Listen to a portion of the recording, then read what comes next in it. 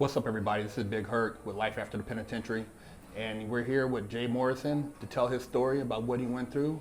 And I'm gonna go ahead and turn it over to him. And Jay, go ahead and tell the people a little bit about where you came from, what you're about, and give us an intro. Oh, I appreciate it, and thanks for having me on the Hey, platform. I'm glad you made it. So, peace, family. My name is Jay Morrison. Also go by Mr. Real Estate or Young Malcolm, and I'm 12 years now in the real estate industry as a real estate developer, and probably one of the biggest influencers and figures when it comes to black real estate in America and urban real estate in America when it comes to development and education.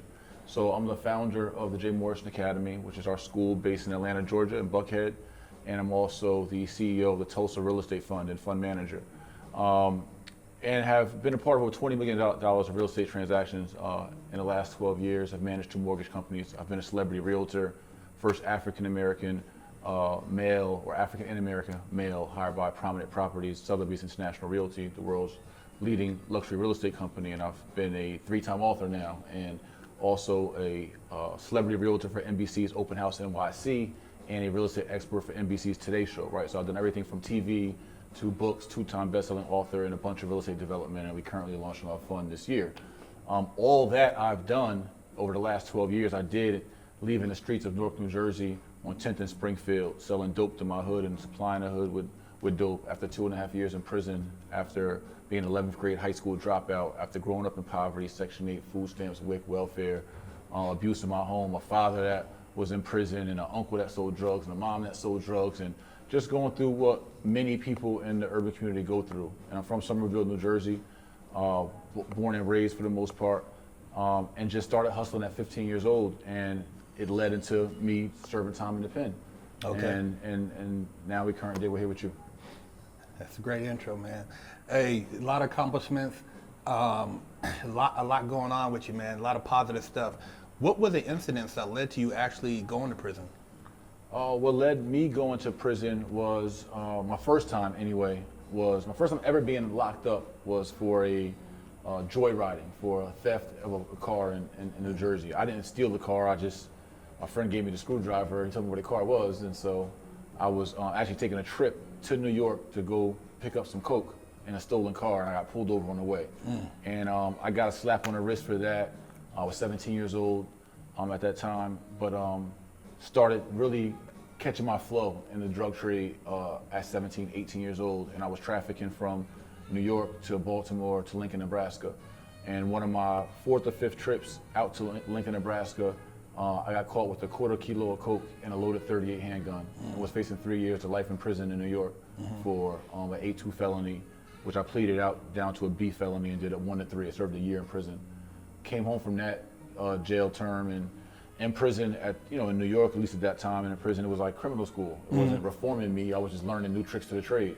And so when I came home at 19 years old, I went right back. I took 2 months off. I came home November 4th of 1999.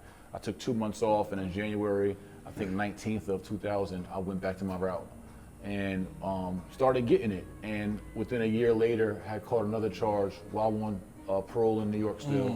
Caught another charge in New Jersey for a secret indictment through a sale of one of my crack houses, and bailed out from that. And so then went back to my Maryland rounds to try to put up some money to fight my Jersey case.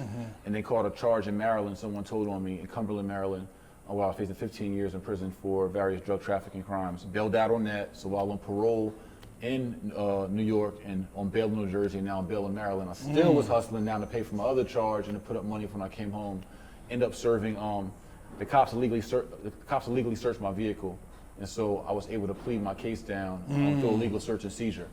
And I had a great lawyer, bomb-ass lawyer out of Baltimore, Howard Glazer, rest in peace, who actually helped me beat my charge. But I would end up serving 18 months off of that stint. So altogether, I served 2.5 years.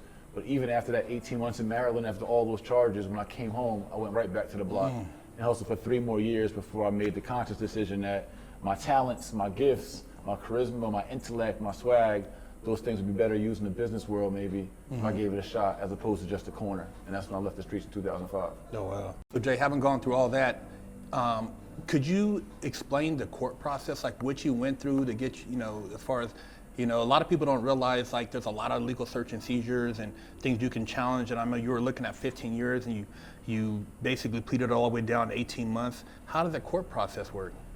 Well, we went back in court and forth to court. I was driving 6 hours to court from New Jersey all the way to Cumberland, Maryland, which is near West Virginia. Going with my paid attorney. And on our third trip, he went to the back by himself with the prosecutor. And he had already saw the motion that they illegally searched my vehicle. My vehicle was parked in a fire zone, so I was illegally parked. But they arrested me by saying that I gave them a different name 2 days prior. So 2 days prior, they had raided the block, and I was just out there just watching my workers, and they asked for my name, and I gave them just some Jason Tyke or something. I just made up off the top of my head. And so when the cops pulled me over in the fire zone, they asked for my license, and they said, hey, wait, 2 days ago you said your name was something else. I said, no, I didn't. I said, this is me right here on my license, right? So they locked me up for giving a false name. Oh, okay. But they could have towed my vehicle, but they had no cause to search my vehicle. So not only did they search my vehicle, they searched all through my vehicle with their physical hands, found some wads of money but no drugs. Then they brought the drug dogs, and they found a gun in a small like G-Pack I was dropping off to some workers in the stash box.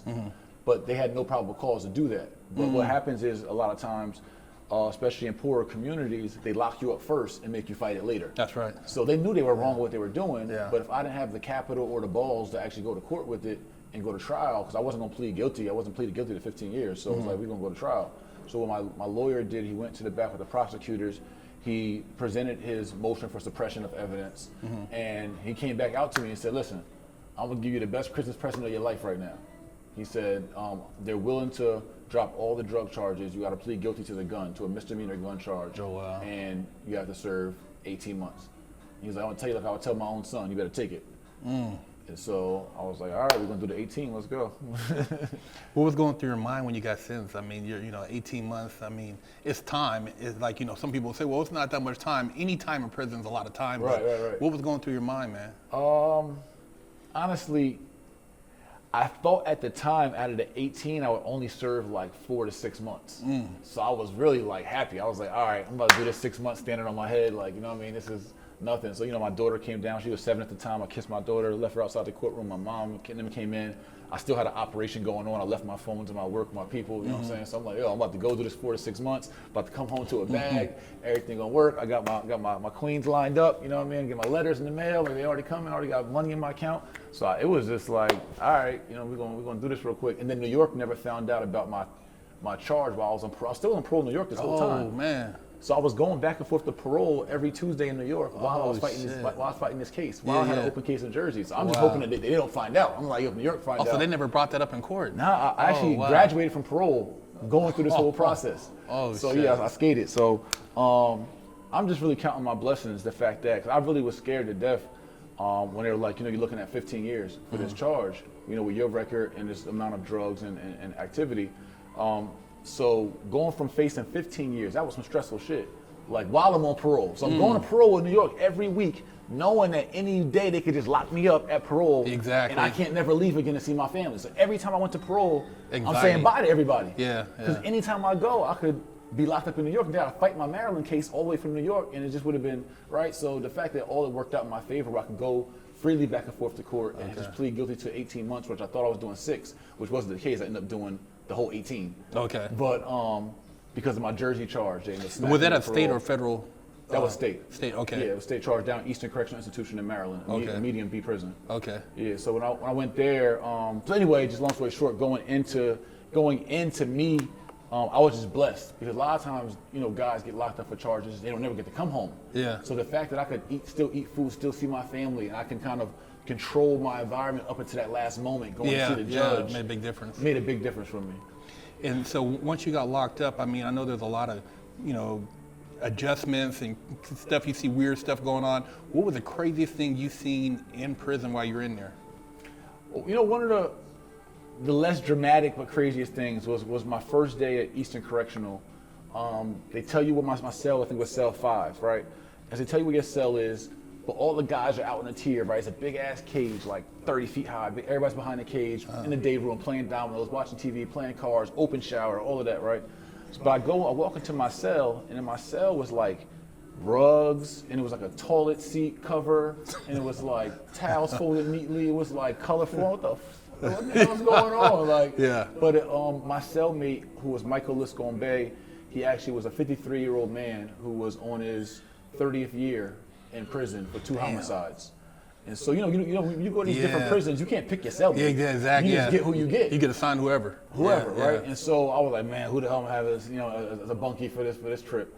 And he's an older dude that taught me a lot. I really grew up in jail. He taught me a lot, and but that was just seeing his cell so just polished. I've never seen a cell so pristine, and just it was like home for him. I mean, he's been 30 years, so it was like a different kind of environment. But on a more dramatic side, in that same prison, they used to. I mean, I've seen everything from transvestites in prison with full boobs and the whole thing, and I've seen guys get stabbed up in the morning on a child line. We've seen, all the drug activity, the robberies, all that stuff. Same shit going on the block, going on in prison. Going on in prison, you know what I mean? I've seen the guys that, some of us that was living with the cell phones and, extra food and Rikers Island, when I was up there with Thor from Fort Greene and YG from Marcy, we was eating Chinese food on the island, KFC, the guards was bringing us in food. So, we was down in C-74, Mod 3 Upper, back in 9/8, we was eating real food on the island. Wow. Yeah.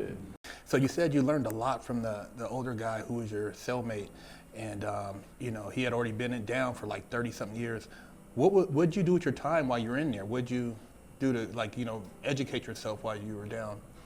Yeah, so that bit, I did a lot of reading. To be honest, I didn't read as many self-development books or educational books as I should have read.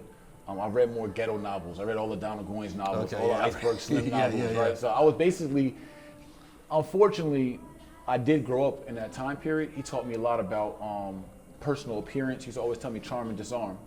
And he taught me a lot of more street credentials and more street strategies and hustling strategies. So I grew up as a drug dealer in prison. And he really showed me how to move and really how to deal with people. It's one of the biggest things I learned. So, like for instance, like we'd be in our cell and we'd be playing like chess or playing Scrabble. Just like we're in the cell together 18 hours a day, right? So we're playing games. We always be kicking my ass in chess, like every single game, every single Scrabble for like 8-9 months straight. And then to one day I was talking and we telling these stories, and one day I caught him stealing my pieces. Like, yo, what the fuck are you doing? He was working it out. Yo, what you doing? He like, you steal my pieces. He's like, you dummy, I've been stealing your pieces ever since I met you. He was like, yo, you're always distracted. He was like, you always watch a man's hands. If you see a man's hands, he can never hurt you. Yeah, that's right. So he was like, I'll always distract you. So he taught me a lot about just like a lot of life skills. Like he'd steal my deodorant. And I'm like, yo, where the hell's my deodorant in my locker? Like, yo, I know I put my deodorant here. So I'm going crazy for days looking for my deodorant. He's like, you dumbass. It's only me and you in this cell. So if you know you put your deodorant here and your deodorant's missing, then who took it? Yeah. Like, you don't gotta ask nobody. You don't gotta drive yourself crazy. So that's how I approach life these days, even in business. It's like, yo, shit is what it is. I think linear. That's right. It's not about what happens or what I think happened or some story I made up. It's like, no, if me and you in this car and I lost some money, you got my money. Exactly. Like, you know what I'm talking about. Yeah. You're gonna deal with that. So, Yeah. He taught me a lot of life lessons and principles that I just carry with me. Like, at that time in Maryland prison, we could wear our street clothes. You just couldn't wear black or dark blues, but literally your family could send you street clothes. Oh, wow. So we was in there, Sean John sweatsuits, Coogee sweaters, Coogee socks. In prison, G'd up. Yeah, G'd up. Oh, so, shit. He just taught me a lot about like just surprising and dazzling people, like, switching my outfits up. So I'm in jail switching my outfits up a couple times a day. So when I came home from prison, that was my swag and style in the streets. Yeah.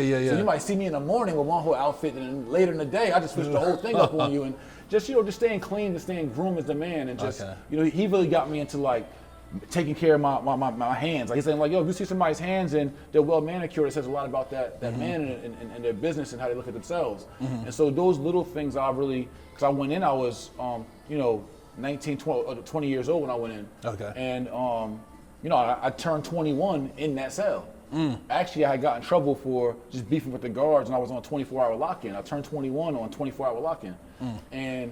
But I just became a man, though, like mentally. I like grew up, and I seen just how I needed to approach life a little more serious. So, although it wasn't still the right kind of education, it was a lot of the intangible skills that, like one of the sayings I have is if your will to succeed is strong enough, you will not fail. And that's something I carry with me to this day. It was actually on the back of my first business cards at the mortgage company I worked for on parole.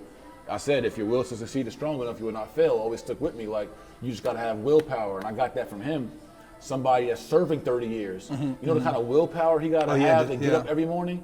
He used to tell me, he used to be like, Slim, I'm in the middle of the ocean drowning, reaching for a toothpick. He said, I know a toothpick can't keep me afloat, but it's just the hope that it will. So he was just living off hope. So it taught me a lot about resilience. Like when you live with somebody for months on end has 2 life sentences, never coming home, got 30 years in, you see drive, you see hope. So when we get these kind of opportunities to be out, you got to make the most of it. Wow.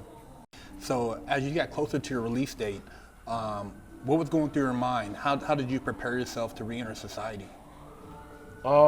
Interesting for me, like on that particular bid, I got extradited from Maryland prison. They had an open charge in Jersey still. So they extradited me to Jersey. I had to go through a whole new system, I had to go to Annandale through Trenton, like a whole new, I just got comfortable in Maryland. And now I got to go extradite to Jersey. And parole had hit me in Jersey. In Jersey, I got a 3 flat on top of that 18 months. And parole hit me, but I was eligible for a program called Intense Supervision Parole, ISP, in Jersey, where you have a 6 o'clock curfew, weekly journal, piss test, breathalyzer test, like RoboCop type parole officer program.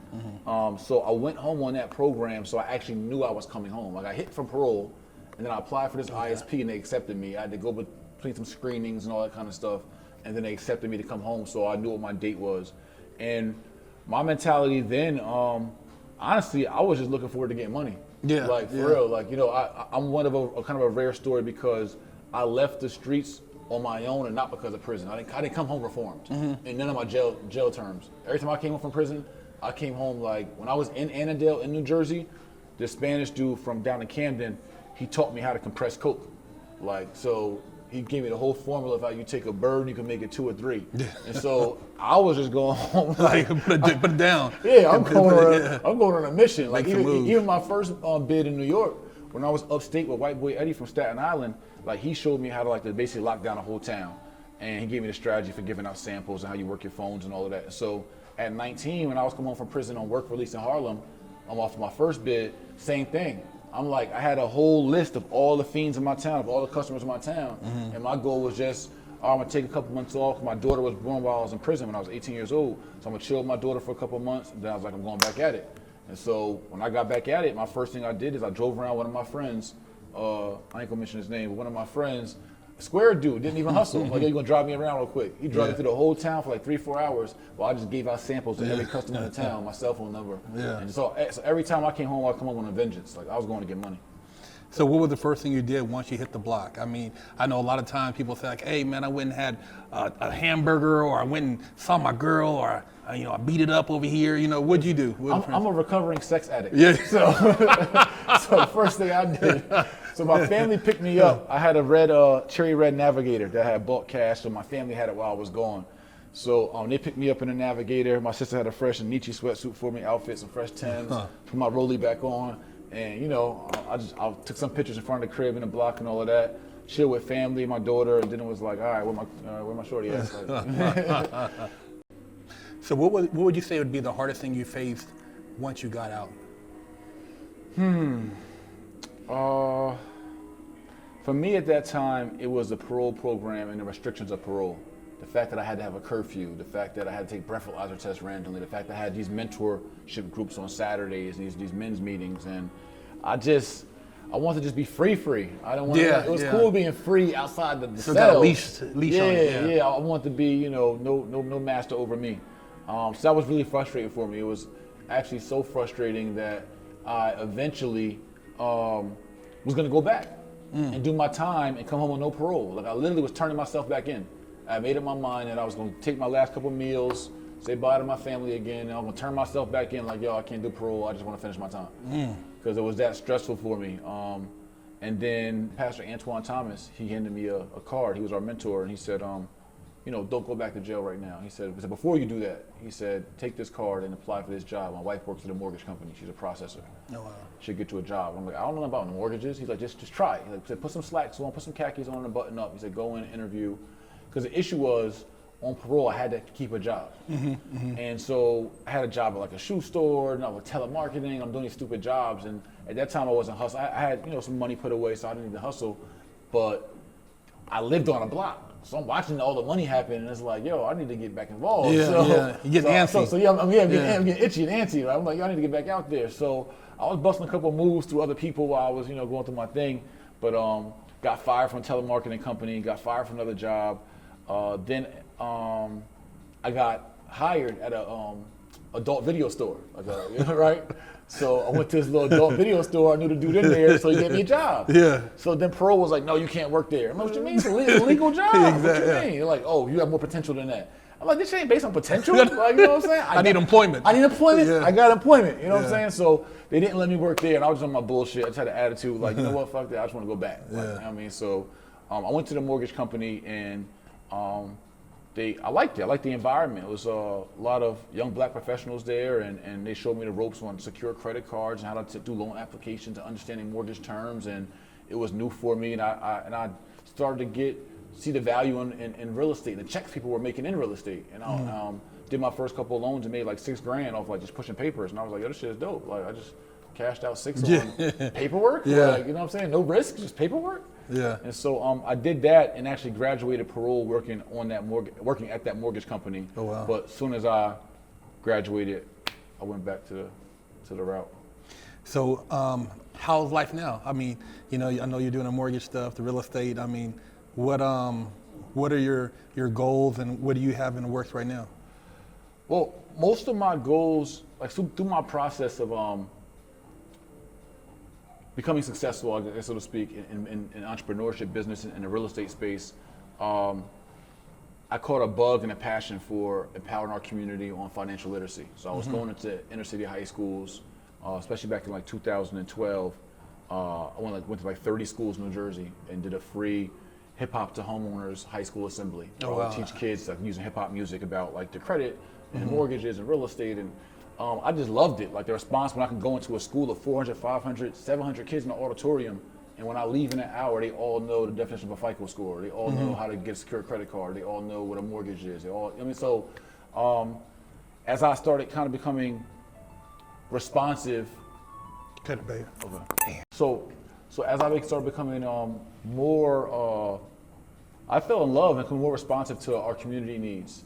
And the fact that I was in a special position, that I had this financial knowledge base, and I got this testimony and this story that so many inner city youths and others related to. So I started falling in love with more, I guess, speaking and lecturing and activism. I wrote my first book, Hip Hop to Homeowners, and it was a big success. And I had some celebrity clients at the time, and was on The Breakfast Club and on all these national platforms, BET, et cetera. And just started growing with it. And so now what I do current day in regards to our school in Atlanta, which also has online classes that we have had over 7,000 students, the Jay Morrison Academy, in regards to our Tulsa Real Estate Fund, which is a SEC registered real estate crowd fund that we're financing urban redevelopment all throughout the country, launches August 17th. In regards to our development in Atlanta, we have over 35 units throughout the city, just been there the last year. But in regards to everything that we're doing is more about social impact. So it's not just real estate, it's not just business.